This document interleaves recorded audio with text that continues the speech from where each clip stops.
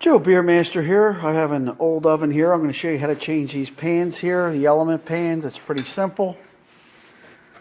You want to just lift up the element. You want to make sure it's off and not hot. Of course, you'll burn your hands if you're not. Pull the element out, which is just basically put a little pressure and it comes out. Pull this up. Most people will clean the oven real good. Get the new one. They're only a couple dollars.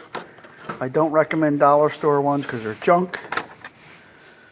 Get a good one at a good hardware store.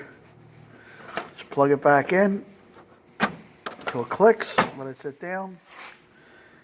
It goes in like a light socket, like a bulb, sort of. Same concept. And that's it. You test it. Turn your oven on. Test it. And you should be good to go. Make your oven look like new. This one's hitting the scrapyard, so we're not too worried about it. Joe Beermaster, thanks for watching. Please subscribe. Give me a thumbs up. Take care.